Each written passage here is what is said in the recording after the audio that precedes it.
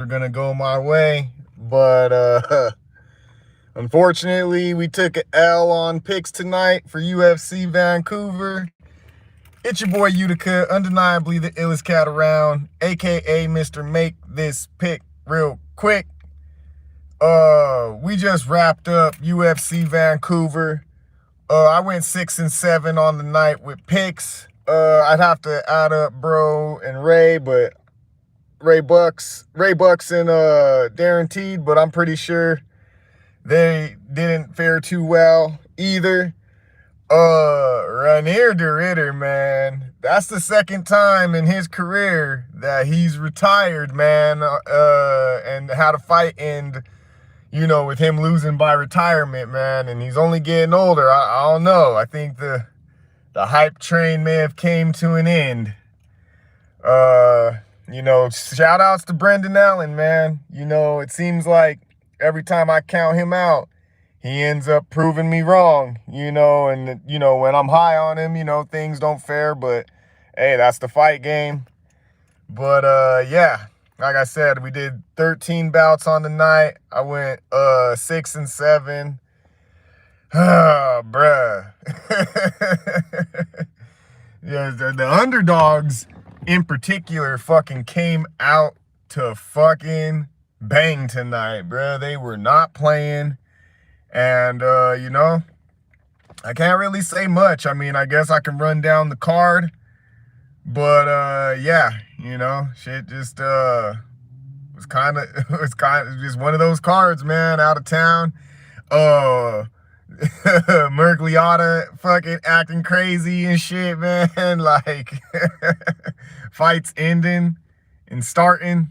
There's a bunch of chaos tonight, but, Canada did all right. So a few folks got their ass whooped. Couple folks got robbed. Weird happenings on the night, y'all. I guess we'll start things off in the first matchup, though. We had Tanara Lisboa going up against Melissa Croden. And yeah, fucking Croden came out, proved that she could be a potential problem. She shook off the jitters after the first round, and she just started fucking giving it to Lisboa to the point, Lisboa started fading, and then Croden took over, started to, what do I want to say? She was starting to piece her up, but then after piecing her up, decided to, start maintaining control with the grappling. So, shouts out to Croden making good on their UFC debut, showing out for the hometown fans. Ain't really much I can fucking say. She came out and she did her thing. Shouts out to everybody in the chat. This is the official UFC Vancouver recap with your boy Utica. Undeniably the illest cat around, aka Mr. Make This Pick Real Quick. On behalf of Bros Talk MMA, just running down the card. All the craziness that happened, whether it was on the officiating side, whether it was, just fights, and how they turned out. You got Frivola and Nelson. They had some weird shit going on. You had, who was it? Proplik and fucking Dober, which ended crazy. That was wild. But yeah, we just went over Tanara Lisboa versus Melissa Croden. Croden got that debut win, so shouts out to them. Proved that they could definitely be a problem later on. They had solid striking.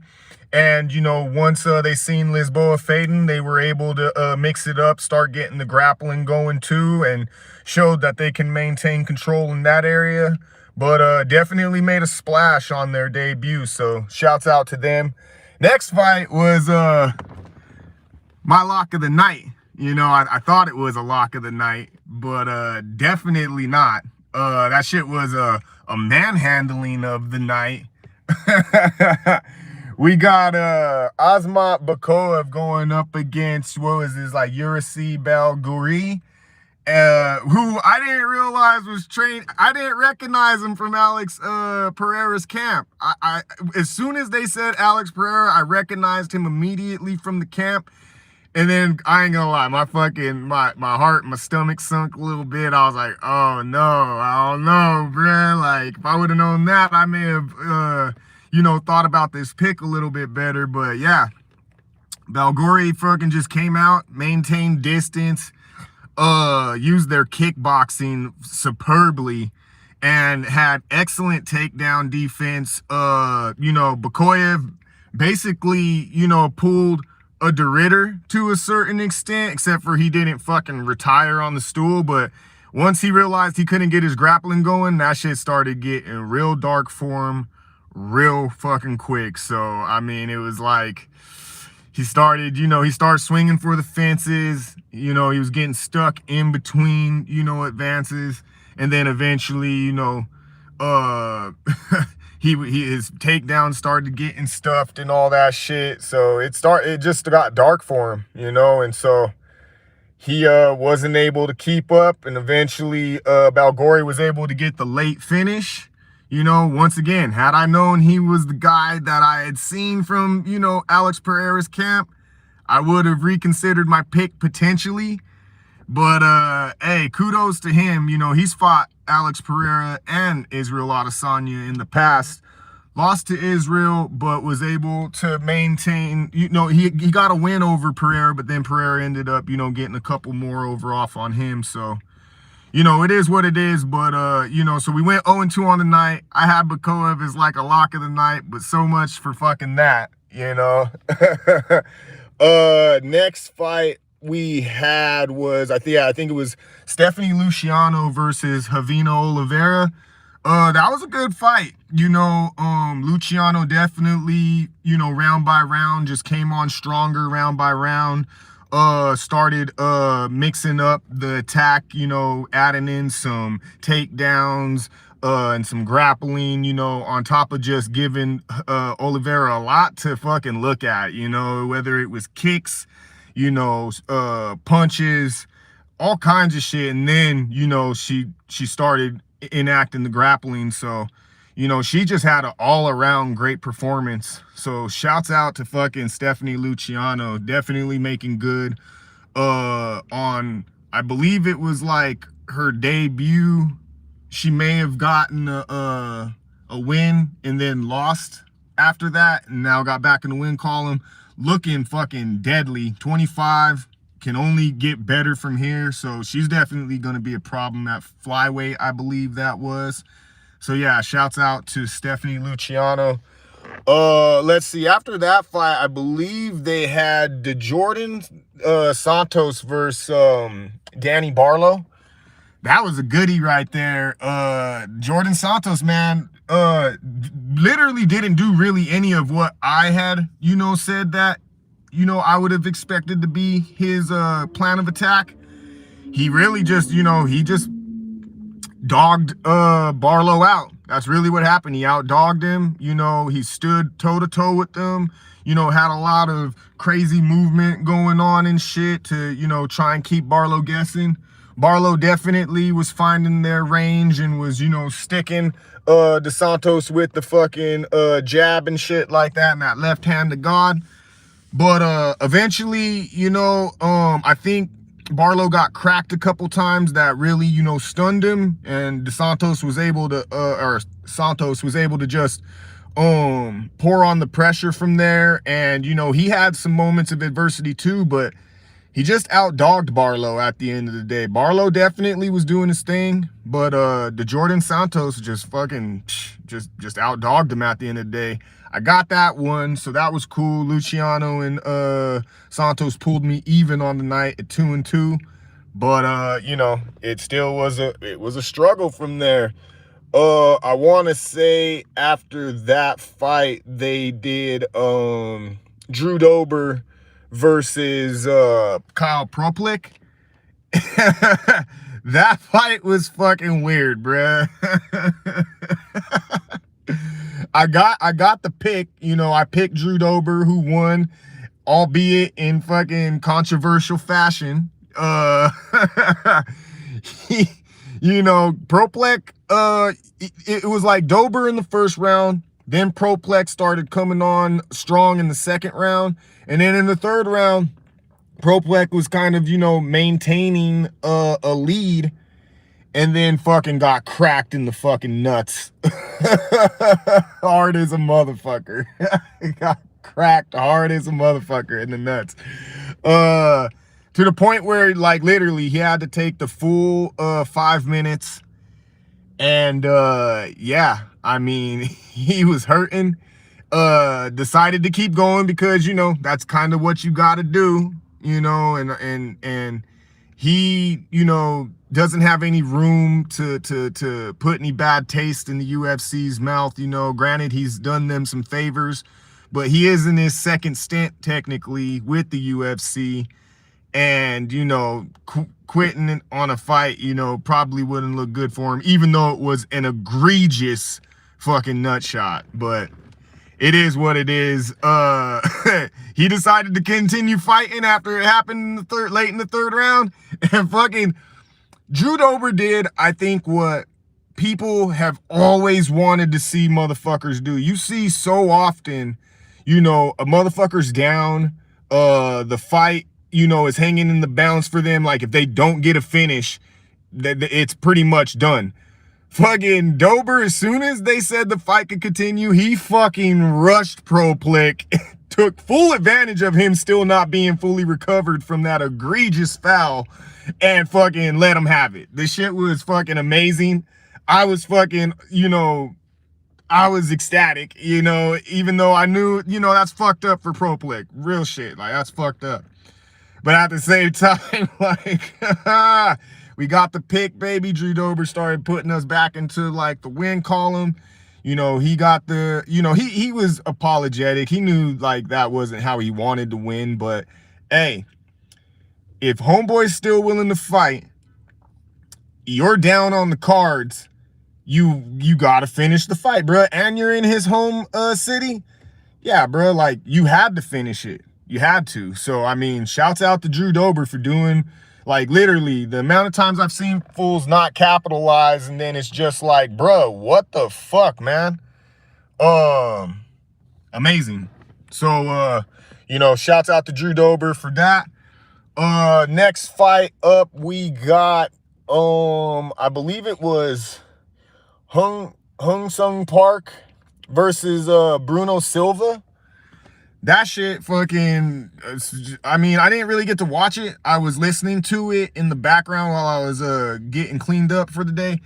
And yeah, bro, fucking, I mean, it just sounded like Silva just pretty much fucking bullied and, you know, punished fucking Park for, you know, I want to say, I think he got the finish. If I recall correctly, he got the finish late in the fight. So, you know, shouts out to Bruno Silva, still proving that, you know, even though he went on like a little slide and he's kind of an older veteran of that division, he can still put it on these fools, you know, whether they're the, you know, seasoned vets or these young up and comers. So, you know, shouts out to him. But yeah, let's see here. We then move on to, I believe, you know, I know I got these fights somewhat out of order, but it is what it is. We're going to go to Cody Gibson. Fucking, oh my God, who is Cody Gibson up against, bruh? That fool fucking gave him the beats. Oh, Arichi Lang, bruh. Fucking Cody Gibson versus Arichi Lang. Fucking Cody Gibson. Literally, this is what happened, bruh. I was switching the broadcast from my fucking TV to my phone. And literally within the time it took for me to turn off my TV and get, you know, fucking ESPN, you know, the app or whatever, booted up on my phone, pick the fucking broadcast, and, you know, get everything put together on there, the fight was fucking over, bro. Like, literally, in the span of time it took for me to turn off my TV when they were doing introductions, put the app on my phone, let it go through its motions of starting up, then pick the fight, go through the extra couple little motions after that, and then when the fight actually popped up, it was literally Arichi Lang fucking like celebrating with his team by that point. He had put out fucking Cody Gibson so fast, it was fucking ridiculous. And homeboy was coming off like a year plus fucking layoff. Like, Bruh, come on, my man, come on. But hey, it is what it is. Shout outs to Arichi Lang for, you know, coming back and doing their thing. Shit. Get out this fucking clip and shit. We out here. I'm fucking doing some runs and shit like that. So, you know, bear with me, folks. I want to say next fight after that, I want to say maybe they started up the main card after that. So then it started with Kyle Nelson and Matt Frivola. That was another weird one, bruh. The fight was over in the first round, and then the fucking ref pretty much lied and said, no, I didn't call the fight with 3 seconds left.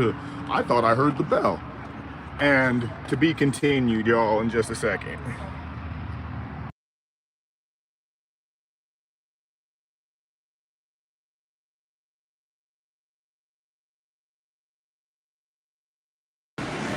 Still here, y'all.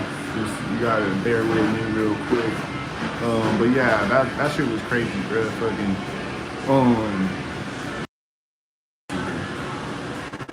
yeah. Frivola basically got his ass whooped. They were gonna, there was 3 seconds left in the first round. Nelson was fucking giving him the beats, and Murgilata stepped in. Dan Murgilata stepped in with 3 seconds left on the clock. And then when, you know, the bell rang and everything, and they were trying to get through the commotion, I mean, Kyle Nelson fucking, like, gave his, like, you know, appreciation to Matt Frivola. Matt Frivola returned, he knew, his team knew, everybody knew, but the ref said that the fight wasn't over, so of course you ain't gonna not, you know, jump on an opportunity to keep the fight going. But really all he did was get Matt Frivola to get beat the fuck up even more over the course of another 10 minutes. So I don't really know how much, you know, good that did. And then he ended up just getting booed out the building all night and shit. So that was crazy. that was a weird fight. But between that and the Drew Dober fight, that shit was super weird. But hey, that's how it be going. And you know, that's one thing, you know, there's not enough consistency with the reffing, bruh. Like, they have to have some clear-cut rules when it comes to this reffing shit, man. Like, literally, if you make a foul, I would say if it looks unintentional 2 times, point. You know, if it's intentional or it just looks super egregious, then you just take the point right then and there. I think the referee that took the point in the Drew Dober fight was right. And I think it was kind of wrong that Murgilata didn't take a point in the Malott Kevin Holland fight. But we'll get to that one later on too. But yeah, shouts out Kyle Nelson. Even though he kind of got robbed, he was still able to maintain, you know, dominance, and just, you know, ended up getting a decision victory rather than a finish, which kind of fucked up, but it is what it is. Moving on from that, I think we had Davy Grant going up against Charles Jourdain. Ooh-wee, bro. I mean, shout outs to my boy Davy Grant, that's who I picked, but Jourdain did not come to play, and that's kind of what I broke down in the show. I was like, bro, like, you gotta chill, you gotta get in close with freaking Jourdain, get him to the ground if possible, or just like close that distance and try and neutralize that offense, because bruh, he's super dangerous with the striking, even sneakier and dangerous with the fucking grappling. So, you know, Jourdain caught him with the fucking flying knee, and then fucking, you know, turned it into a guillotine submission. Got Davy Grant up out of there. Shouts out Charles Jourdain. Him and his brother just became the first 2 Canadian brothers to, you know, be in the UFC simultaneously after his brother just got signed recently. So shouts out to them. Then we move on to Manon Fiorot going up against Jasmine Jasudavicius. Bruh, another one where that shit was quick. Like, if I would have, you know, tried to, you know, change from the... Give me 1 second, y'all. But yeah, we have Manon Fiorot versus fucking Jasmine Jasudavicius, another quick one. Fiorot basically was fucking baiting Jazdavicius into some shit, and she capitalized on it. She got her, pulled her in, fucking hit her with a stiff fucking jab, I believe, to the grill, rocked her, and then got her to the ground and just started laying that fucking vicious shots, you know, while she was on the ground. Now, Jazdavicius was showing to be trying to, like, you know, get a grip, find some recovery, you know, hopefully grapple her way back into it, but the ref had stopped it by then. And so you know, she felt like she was robbed. It was funny because it was fucking Dan Murgulata again. So you know, that just made him not look good. He was not a fan favorite on the night. Shit was looking pretty fucking rough for him. You know, that does set back Jazdavicius, you know, who was on a nice little win streak. You know, that win could have put her in a good position for title contention, but ultimately I think it was a good stoppage. It was going to get bad. It was going to get worse before it got better. So, you know, I can't really say too much about that one. And I went for Fiora anyways because I knew that her hands were going to be fucking, like, she was going to have some good hands. And Jazdavicius, you know, she's good at basically eating punches to basically outdog her opponents and tire them out, and then she can kind of come on with the hands if she hasn't already taken you down and just fucking, you know, found a way to submit you or ground and pound you out. But you know, it was gonna get worse before it got better. So, you know, Murgulata, he was questionable tonight, but that wasn't one of the worst calls he could have made, because Jazdavicius was definitely gonna take some more punishment. So, you know, it is what it is. She'll bounce back. She's got a little bit of time still, and, you know, we'll see how things go for her. But shouts out Jazdavicius, shouts out Manon Fior. Then we move on to Amin Zahabi versus fucking Marlon Vera. And, you know, that one kind of went exactly how I expected it to go. It was a lot closer than I expected. And yeah, Marlon Vera definitely made good on his promise to start a little bit faster, come out a little bit stronger, and you know, at least put on a little bit more volume. But he'd been away from the cage for like a year plus. So it's like, bruh, I mean, you know, that all sounds good and dandy, but you still do got to catch up to this fight speed. And this cat, I believe, fought just 5 months ago or so. So, you know, Amin Zahabi, friggin', he was ready to go, man. And basically did exactly what I expected him to do. Just point fight his way to victory. Just be effective when necessary. And then, I mean, it doesn't hurt that you're the hometown guy. So you're going to, you know, if it goes to the cards and it's close enough, you're going to get it. And that's exactly what happened. He got it to the cards, and fucking, you know, he was coming on strong at the end of rounds, and that's ultimately what put him over the top, you know, and over Vera in this one. You know, was a fan favorite. They literally fucking cheered for him than fucking Zahabi, and also fucking you know, like did like Cheeto chants in the fucking crowd. And this dude is from Canada, and they were fucking doing the Cheeto chants. Fucking, you know, like, that's wild, bro. Like, damn, fools are gonna like this fool more than me. So he had to put the beats on him then there too. So I mean, give me 1 second, folks. I gotta figure out where the fuck I am real quick. Well, that was a bitch. But hey, I'm back. Finish this shit off real quick.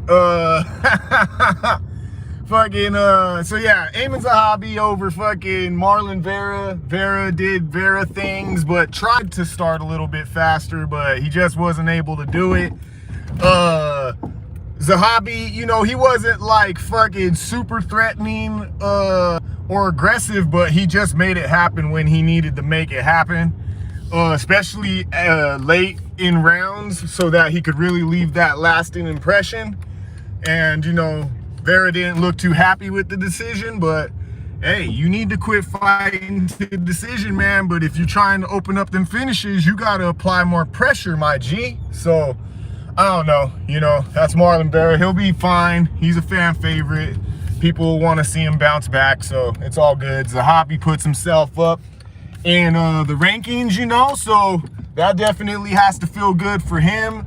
Because, like, yeah, he said it himself. Like, he's not the best at anything, so he has to use his mind more so than anything in these fights to win them. And you know, he's just doing what he has to do to make himself undeniable, even if it isn't the most entertaining. You rack up enough wins, hey, they got to put you, you know, against the elites at some point to see who can beat you. So shouts out to Amin Zahabi. Shit, man, fucking, what we got? We got the whole main event of the evening, Kevin Holland versus, oh, shit. Oh, fucking A. One moment, y'all. I'm fucking tripping, of course. Tripping. I'm tripping.